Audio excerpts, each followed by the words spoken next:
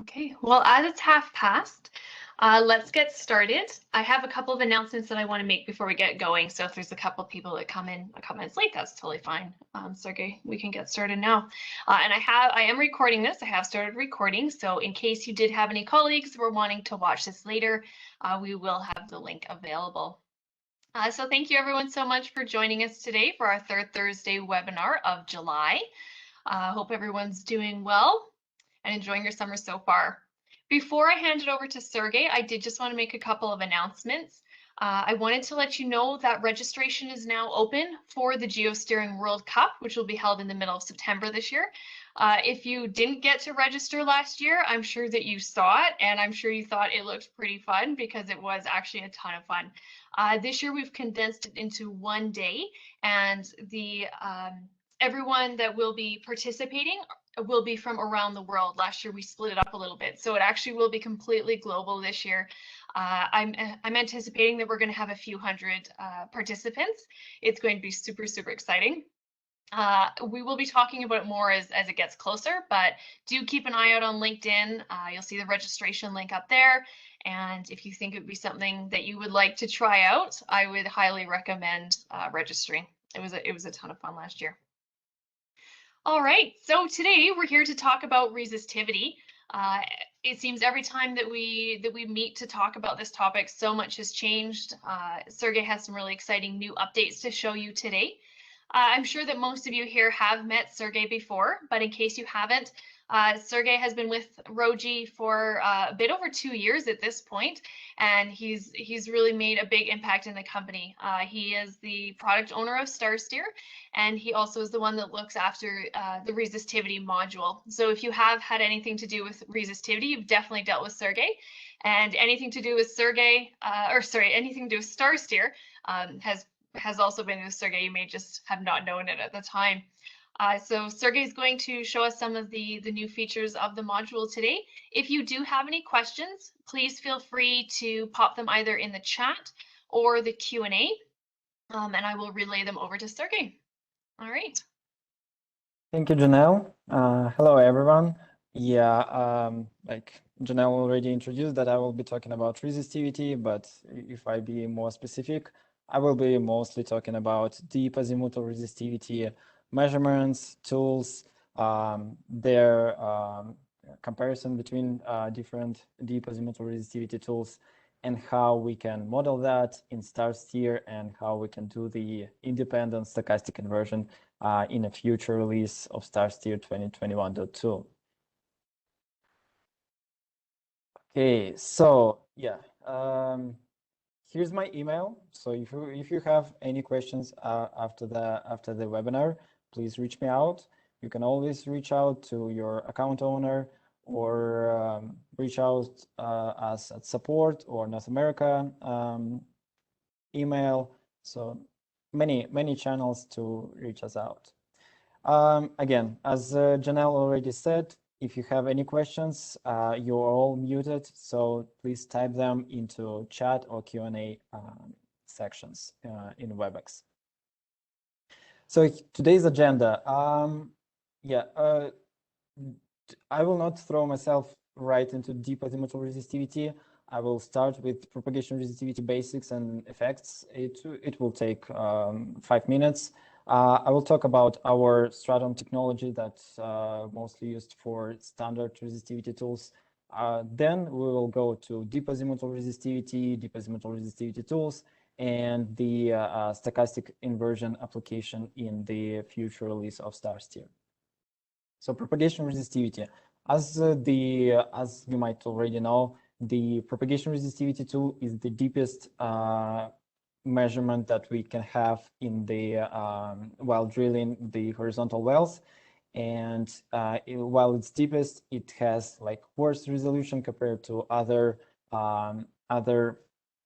logs and measurements such as gamma or neutron density logs, right? And but as this is the deepest measurement, it also has their own effects. It usually doesn't read the resistivity, true resistivity formation, but it reads deeper. And from any resistivity tool, you would get several logs, and at least two of them would be phase shift and attenuation at different spacings, at different frequencies, and all of them have different resolution and different depth of investigation. That's why it's always useful to have several of these logs. As for geosteering application, the propagation resistivity brings several effects in horizontal wells, and they are very useful for geosteering purposes, such as shoulder effect when you're approaching the resistivity contrast boundary. Then, for example, attenuation resistivity in most cases would react first, and then it will be followed up by phase shift resistivities. You will also geosteering geologists would might notice polarization horns on the resistivity contrast boundaries if the resistivity contrast is high enough for this polarization horn. Also, like when you have several logs, log separation can be due to invasion and anisotropy as well. Yeah, so the simplest possible propagation resistivity tool would be the following, as on this picture. So you would need a receiver and transmitter, and the current loop-in transmitter, which induce the magnetic field, and that in its turn will induce the current loop information, which induces magnetic field information, and that induces voltage of current in receiver. But aside the physics, we will have like two waves, and in simple words, the phase shift between these two waves on both receivers would be a phase shift, and the difference in amplitude would be the attenuation. And from that phase shift and attenuation, you would get phase shift resistivity and attenuation resistivity. So both of them would be different depth of investigation. Also, different depth of investigation would depend on the distance between the transmitter and receivers. And the majority of tools on the market, they would have several transmitters. That's why you would get several distances of the transmitter and receivers.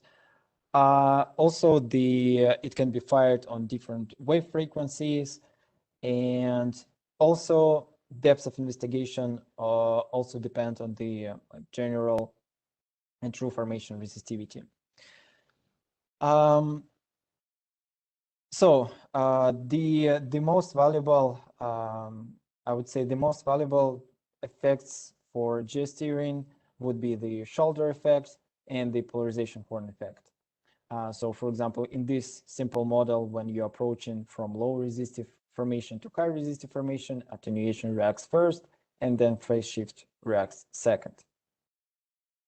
Right, but that was just the two-layer formation. If we go to a three-layer formation and the resistivity, like for example, that would be shale, your reservoir, and then again shale, low resistive, and you would notice that the resistivity in first and third layer is pretty similar.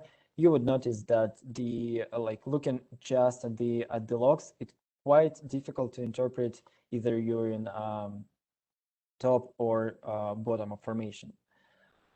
So in StarSteer, before I don't know, before 2021, we supported only bulk resistivity tools, and we developed this Straton technology. So Straton Technology is basically compose both methods, Strat-based method when you correlate gamma, and two-layer inversion with the model forward modeling of the resistivity. So when you have Strat-based method correlation, you can correlate gamma, but at the same time you can run two-layer inversion with just standard bulk resistivity logs. And if you understand, based on the gamma correlation, if you're approaching the top of formation or the bottom of formation, you can run this two-layer deterministic inversion. And that's the technology that we call Straton. But in some cases, in some in some difficult scenarios, you might get something like that. So the gamma inside your reservoir might be muted, or it's not stable and it's not correlated versus offset wells. And then you have, for example, shale above your reservoir and below your reservoir, right? So if you're exiting through the roof or through the bottom of formation, you would get similar responses. So in this kind of scenarios, it's kind of it's a good idea to have directional measurement that will indicate if you're approaching the top or the bottom of formation. Right. So the if we are talking about directional measurement that indicates where you're approaching your low resistive boundary, let's say the directional log or azimuthal curve geosignal, you would hear lots of different terms, but mostly all of them would describe the same. So most of those logs would be, if it's in positive side, it means that your conductive formation is above. And if it's in the negative side, then it means that your conductive formation is below. But again, looking just at azimuthal curves, it's not enough because, like you see, this part of the well is in a low resistive formation, and until this point, the signal is in positive area. And for example, here, like from this point until this point, all the signals are in negative area, and all the azimuthal or directional logs from the resistivity tools would just indicate if it's just above stratigraphically or below, but not relative to the wellbore. So in order to interpret, like if you're actually in low resistive formation and your high resistive formation is below, you need to use both propagation resistivity and azimuthal curves. So for example, here I see that my propagation resistivity, like bulk resistivity, is still low, and my azimuthal resistivity is in positive area. That means that my resistive area is below. And for example, here I have the propagation resistivity with high values, and azimuthal curves are still positive. That means that I'm in my proper reservoir and shale is somewhere above. And as I told you, as I just mentioned, somewhere above, it's quite difficult to just interpret how far above without inversion or proper forward modeling. So going from the lowest tier to highest tier technologies, the just drilling with gamma would be mostly reactive geosteering, because even if your gamma sensor is closer to the bead, it still usually needs to cross the formation in order to make a decision. Adding resistivity to the BHA can increase the proactivity of your geosteering, and that's how our Straton technology work. But if we use deep azimuthal resistivity tools that reads deeper into the formation rather than just bulk resistivity tools, and combining both these measurements, you can run the stochastic inversion and make your decision faster without crossing the boundaries that you are not anticipate to cross. Right. So that was the general overview, how the difference between, I don't know, gamma, so bulk resistivity, and deep azimuthal resistivity tool measurements. Right. So if on the market there are more than 30 tools of bulk resistivity measurements, and we support the majority of them in StarSteer, there are few of them, there are few deep azimuthal resistivity tools on the market. And as far as we know, there are 6 of them. So the big 4 companies, Baker Hughes, Schlumberger, Halliburton, Weatherford, they all have their own.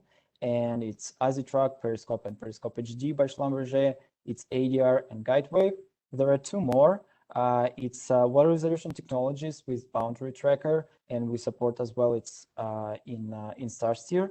And also there is Oliden tool, Dart Fusion, that we are going to support in StarSteer by the end of this year.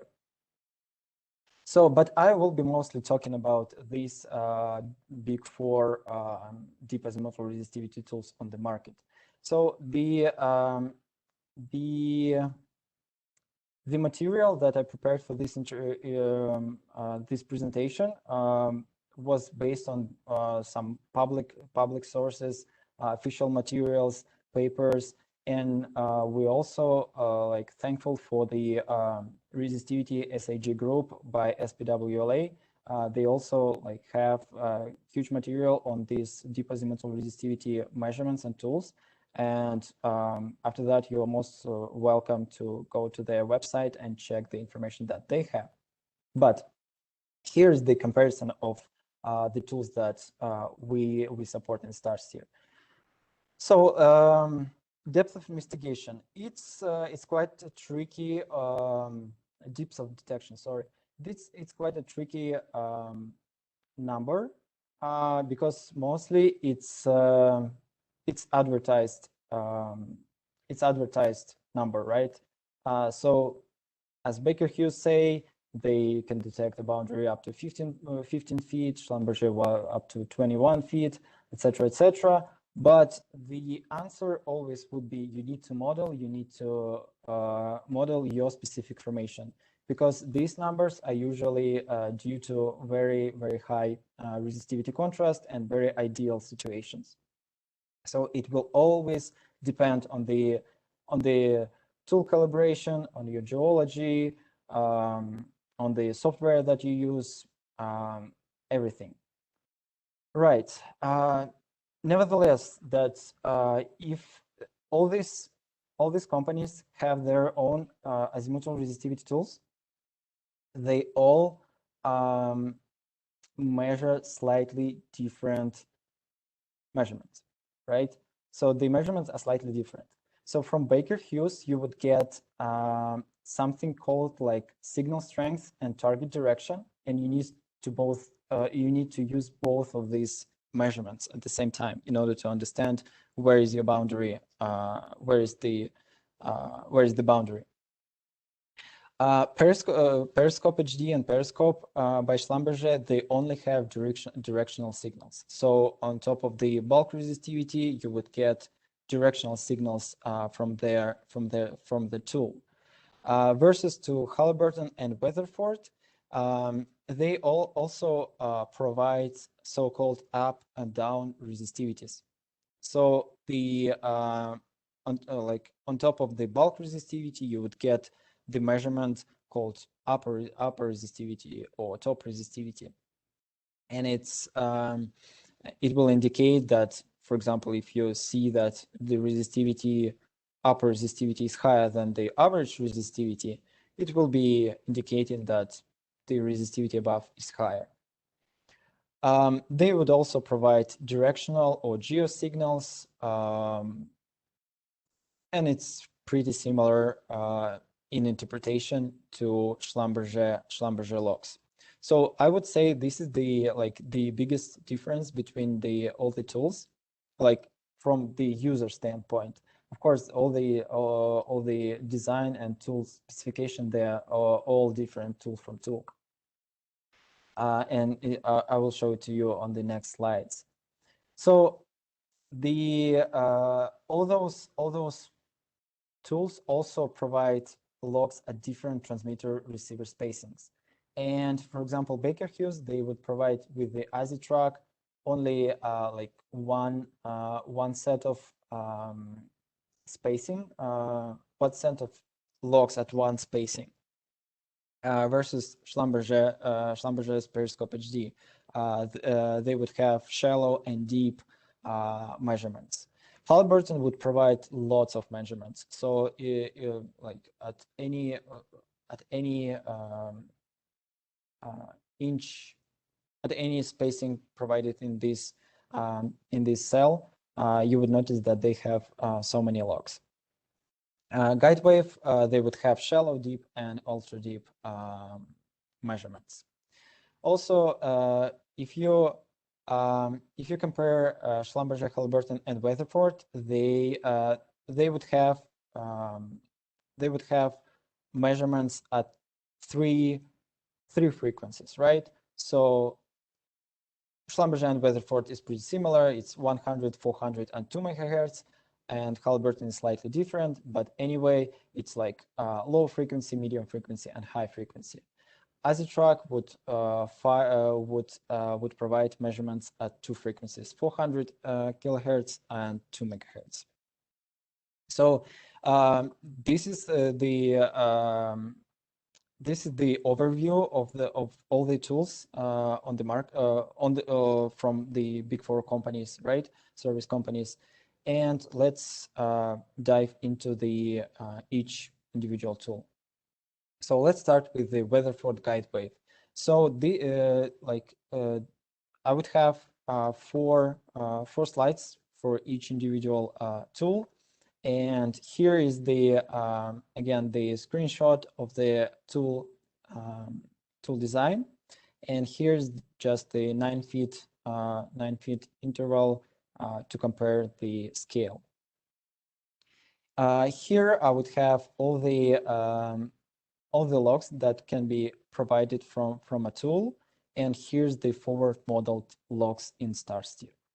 So guide wave will provide directional Q signal. It's a directional signal that would indicate either here. So it would indicate if the conductive formation above and below. So if it's in the positive area, the conductive formation above, and if it's negative, is in negative area, the conductive formation below. And if you look at the logs, usually you can distinguish the Q signal, the directional Q signal, by the first letter, and the first letter would be Q. So the next set of the measurement would be the azimuthal resistivities, up and down. So the resistivity up or resistivity down, you would also distinguish them by the in the mnemonic by the first two letters, RU or RD, right? And then on these two tracks, I have like up. So this the blue line would be the upper resistivity, and then down resistivity, and then average resistivity in the middle. So they would provide also bulk resistivity, and versus azimuthal resistivities, you would miss the second letter. So it would mean just bulk resistivity. So usually the second letter or the third letter for the azimuthal resistivities would be either P or A, means phase shift or attenuation. Next letter would mean the spacing. So it's either ultra deep, deep, or medium, right? Spacing, and these spacings at these inches. Right, and then the frequencies. So as guide wave has three frequencies: 100, 400 kilohertz, or 2 megahertz. They would mark it in mnemonic as 1, 4, and 2. So that's if you see the a huge list of all the logs that was provided by guide wave, it's very easy to understand what each mnemonic means. And yeah, the talking about the I would not talk more a lot about the tool designs, but yeah, they have 8 transmitters and 6 receivers, and all of them will provide this kind of measurements. Next, let's talk about ADR. So ADR is slightly smaller if you notice the spacing between the most right transmitter and the most left receivers versus to guide wave, for example. And their mnemonics, but before I speak about the measurements, in order to interpret guide wave and ADR, they're quite similar. So they all have up-down resistivities, and they both have either directional Q signal or geo signal. But the if from the user standpoint, the interpretation is quite similar. So their mnemonics would be slightly different from guide wave. So either Z or A in the beginning of the mnemonic means it's directional or average measurement. Second letter would means either it's a resistivity or a geosignal, right? So if you see R, that means resistivity, and that means geosignal. Also, their frequencies are coded as letters, so low, medium, and high frequency. Spacings would be coded in inches, and then at the end you would get either phase shift or attenuation as P or A. And also for the directional resistivities, they would code quadrants at the end of azimuthal resistivity measurement. So it's either top, bottom, it could be also right and left. But from the user standpoint, it's most valuable top and bottom. Right, going to Schlumberger tool, Periscope or Periscope HD. So the Periscope will provide bulk resistivity measurements, and it will provide the directional signals. So these are two types of directional signals, symmetrized and anti-symmetrized. So the directional symmetrized signal also indicates either your conductive or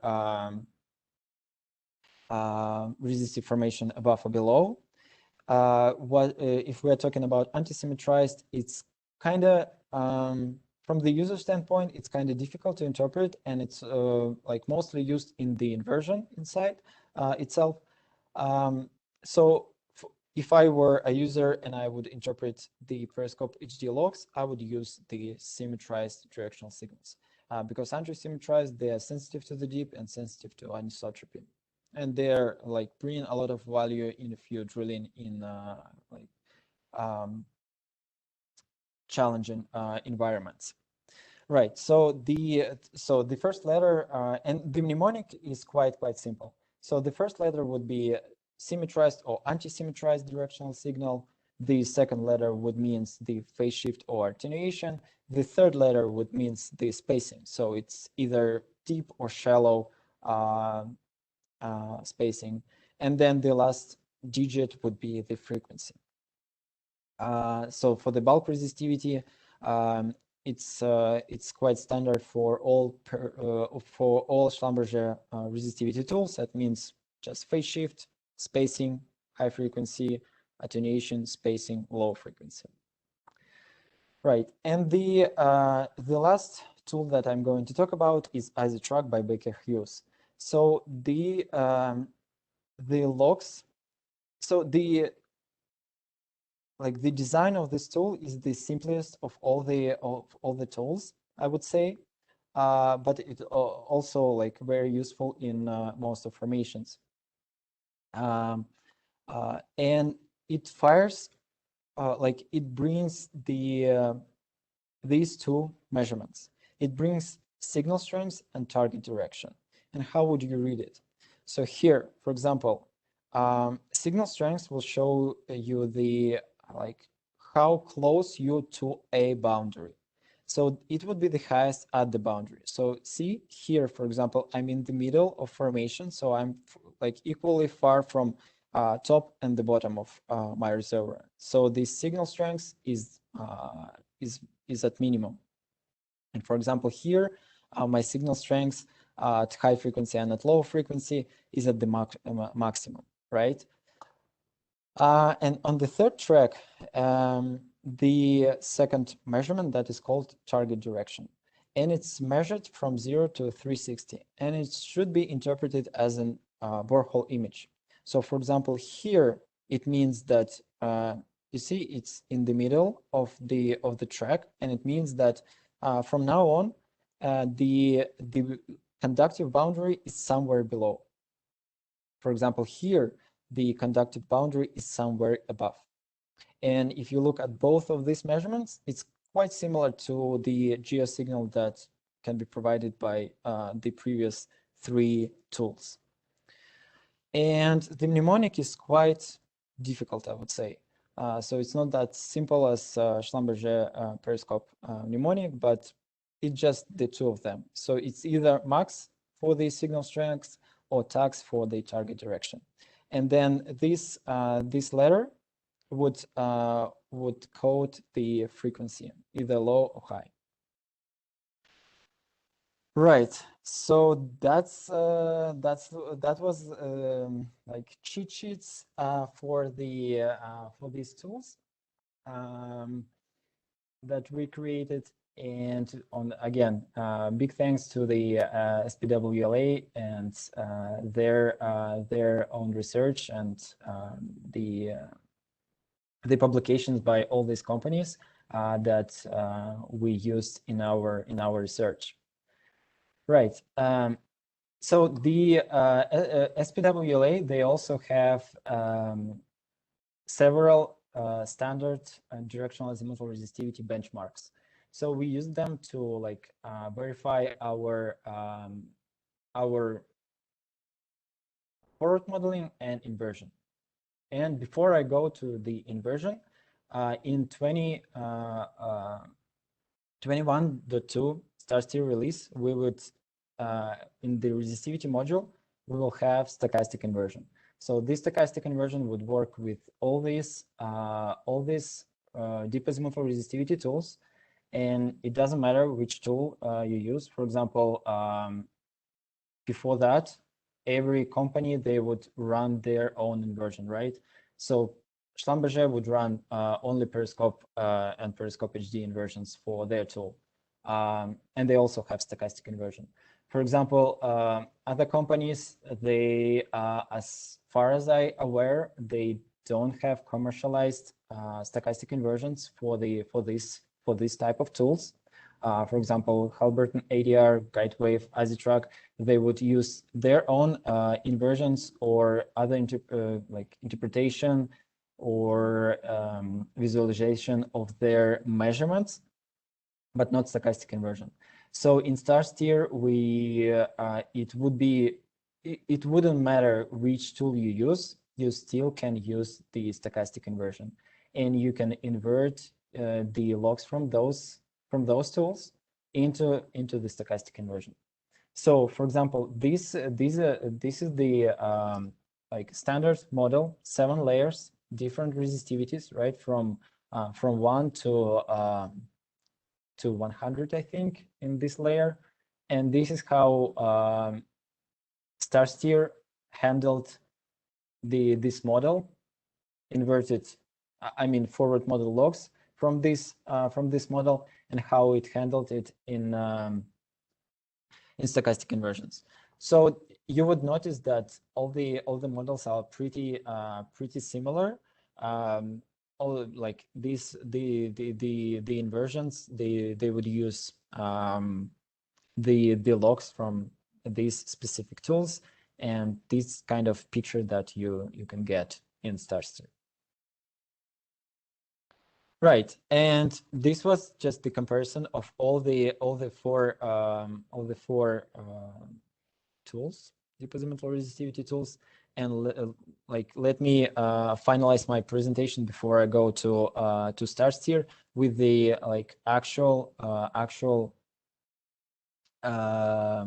actual case studies, right? So this is the case study that we had with one of our clients, and it was also presented, I think, 2 or 3 months ago at SPWLA conference. And if you're interested in it, the paper is on One Petro website. And yeah, so the well here was steered along the roof, and it's like very there was a hard line where the well should not be steered below. That's why here you would notice that the well was steered like above the formation, but still like it was important that it is important that taking the directional logs from Periscope HD tool and running the inversion in StarSteer, it is possible to run the stochastic inversion and get this pretty picture, right, where you can understand how far from the top the well is placed in real time or in record mode, based on record mode measurements. Right. So the next case is also with the Periscope HD tool, and here's the logs. Again, this is the quite thin formation, and it's in the inversion maps both the top and the bottom of formation. On this example, the formation is thinning and has some lateral changes, and it's also like StarSteer with stochastic inversion helps to do the interpretation and understand the thinning of formation, while gamma still very, very low. Right. This example is from Canada, from oil sands and ADR tool, and it's based on public data and based on quite few measurements. So versus previous inversions, on that inversions, it was used several logs, several azimuthal resistivity logs, versus here is used only 2 resistivity log at medium frequency, 48-inch, top and bottom. So here, what I can specify, the this part. So this part indicates like that the well is crossing shale formation at high angle. So this interbed, just you enter the formation, you enter that interbed and then you escape it. So it's not a big deal. It's just the lateral change in this case. For example, here by the end of the well, it's very obvious that the well is going to very, very close to the oil-water contact. And for some of you who don't know, in oil sands, the production wells, the wells, they are steered and they're placed very close to oil-water contact. And the challenge with oil-water contact is sometimes the boundary is not sharp. So sometimes you would use just the up and down resistivity to see that, okay, so somewhere below is my oil-water contact, and somewhere above I would see the high resistivities and like pure oil. But anyway, if you're running the inversion, it's quite easier to interpret and to visualize the proximity of oil-water contact in oil sands. And again, before I jump into StarSteer, I would like to point some challenges with the deep azimuthal resistivity tools and the stochastic inversion. So the first biggest, I would say, challenge that all the independent service companies or operators would see if they try to use stochastic inversion in StarSteer, it would be that tool vendors, they usually refuse to provide directional logs, and it's not always the case. At some markets, we see that these big 4 companies, they simply provide the directional logs, and they can be used in StarSteer. And some markets, you would notice that service companies don't provide the directional logs. So if you're like interested in using the like interpret deep azimuthal resistivity tools in-house, you would need to communicate with the tool vendors in order for them to provide you the directional logs. Second would be more on the computational side. Those stochastic inversion usually requires a lot of powerful computers. Simply more cores, faster the inversion. But as we noticed, and we are doing the we already noticed that in real time, it's quite okay to run the inversion, stochastic inversion, on regular laptops. So it can you can run the inversion, and as soon as you get data, you would get the result. Also, like stochastic inversion is not the magic tool. So always, if you input like wrong data for the inversion, or you don't carefully select the logs that you would put for the input for the inversion, you would not get correct result, right? And so as usual, garbage in, garbage out. So if you would need to like you would need to properly select the logs that you would use for the inversion. Also, as a side note, do not use too many logs or too few logs as an input at a time. So because too few logs might get you not the best result, and when you use too many logs, computational speed may be very, very slow. Also, from the geological standpoint, there always should be a boundary with the resistivity contrast for it to invert. So if there is no boundary, there is no inversion, right? Because what would you need? What would you like invert? There is no boundary, and it's also need to be at least some resistivity contrast in order to count it as a boundary. So it's not like geological boundary, as you might see on the gamma. It's also need to be a resistivity contrast boundary. So also stochastic inversion and any inversion would be also affected by some effects, and the most common effect would be the follow trajectory, and be aware of it. So so if you see the follow trajectory inverted boundary in an inversion, doubt it. So like look at it closely and see if it's actually can be possible, because these typically can be caused by a ramp resistivity profile in a formation, or just low resistivity contrast.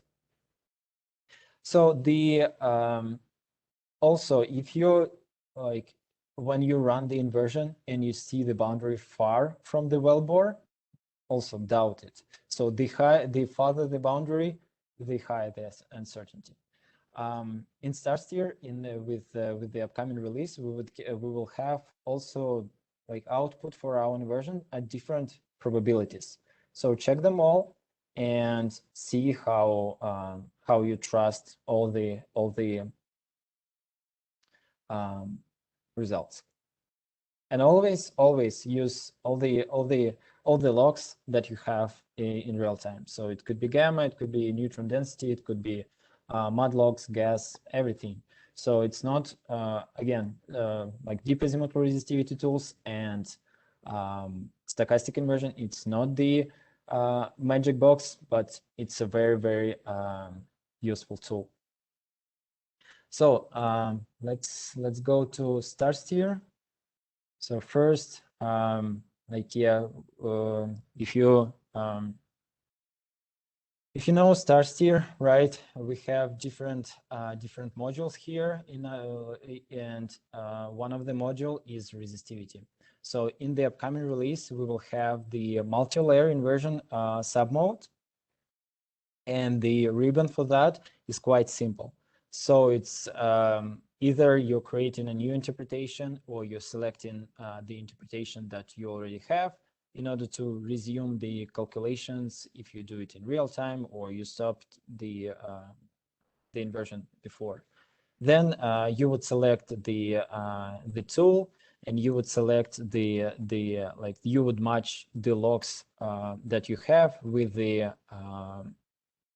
standard mnemonics.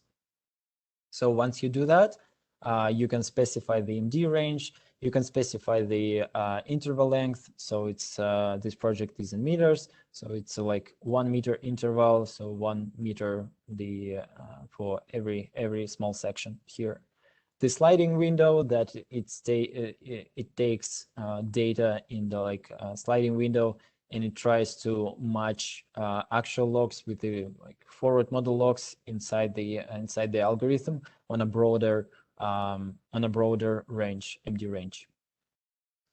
Also, we have this additional inversion guidance, so it's up to you if you would like to use it or not, but it increases the computation speed.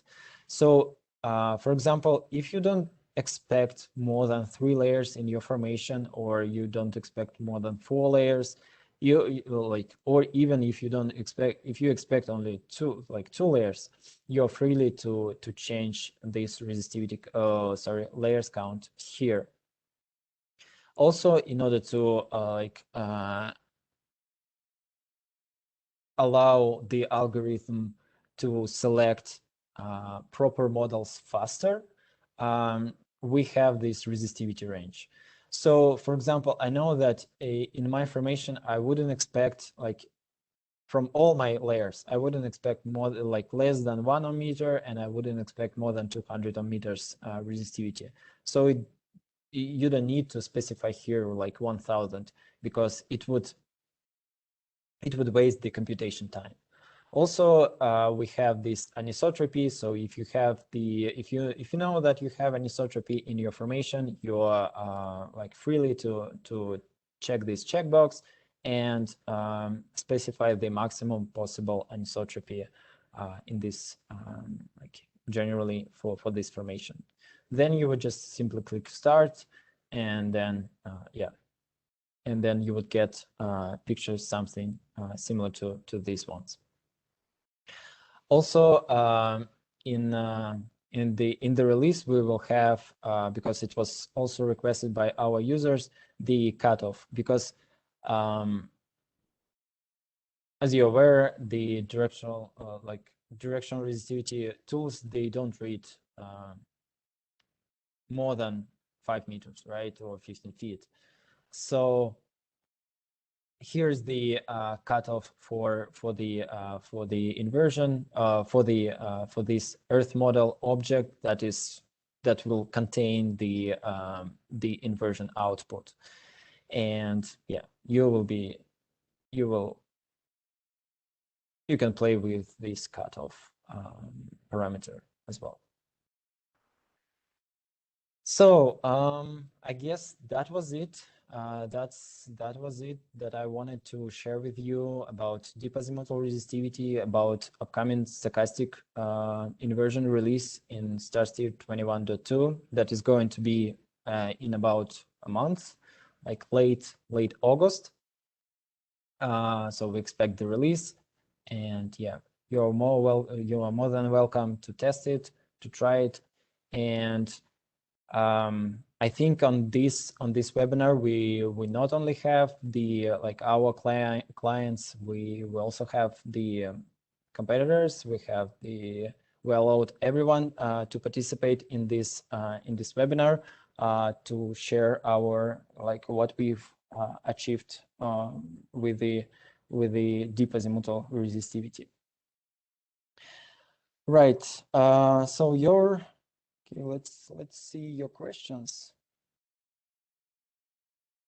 Rob Harvey from Beloy had a comment earlier on Sergey. He was just saying that in his experience, the tools that read deeper aren't necessarily better, especially when targeting thinner formations. That's just something that he'd come across for sure. Yes. Yeah, that's a very good point, Rob. Thank you. Yes. So basically, yeah. So the thicker the formation, like, and the broader range of the, I don't know, the, right. So the thicker the formation and the farther the boundaries, the less frequency you need, and the bigger the spacing between the transmitter and the receivers you would need. Yeah, but for the thinner formation, you would and you would mostly use like smaller spacings and high frequency measurements. That's right.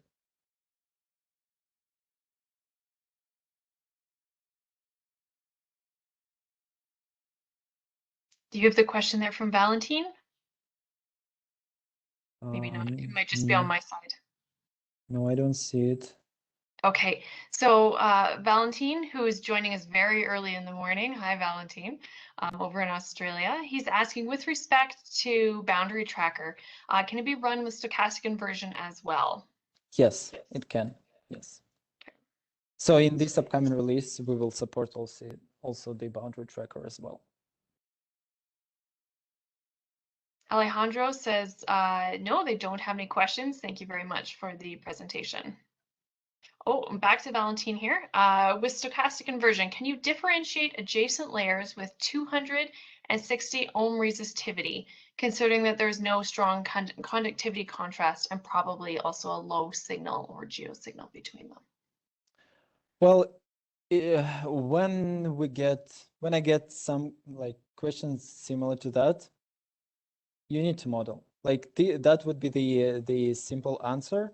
Like all these like gray areas, when it's not like, you cannot like from your experience tell for sure if the stochastic inversion can differentiate this layer. It simply can be modeled in again in StarSteer. So first you would create a Earth model with this resistivity contrast. You would create a forward model logs, and then from those forward model logs, you would run the inversion and see if you would get a proper like a proper boundary.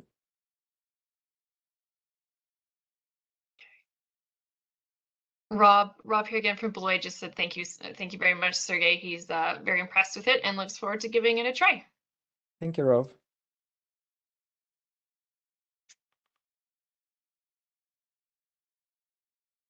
Okay, let's wait for a couple of more minutes and then we can wrap it up.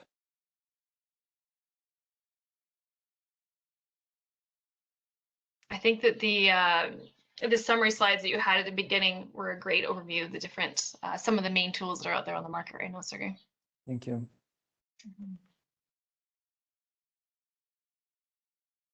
Okay, yeah, like Sergey said, if you had a question, we can hang around here for a couple more minutes. We're more than happy to answer.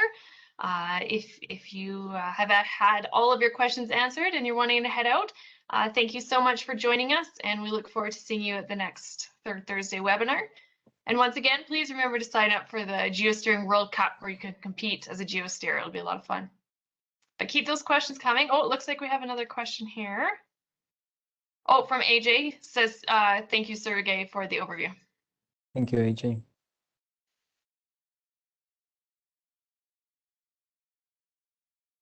Hatem says, thank you. Faisal, let's see. Oh yeah, Faisal, for sure, absolutely. So we will be, we did record this presentation. I will get it up on the knowledge base. Faisal, I'm pretty sure, if I remember correctly, you have access to the knowledge base. If you don't, though, please reach out to me and I'll set you up with an account so that you can see the recording. It should be up on Monday. Jerry says, thanks for a wonderful presentation, Sergey. Thanks, Jerry, for joining. Thank you.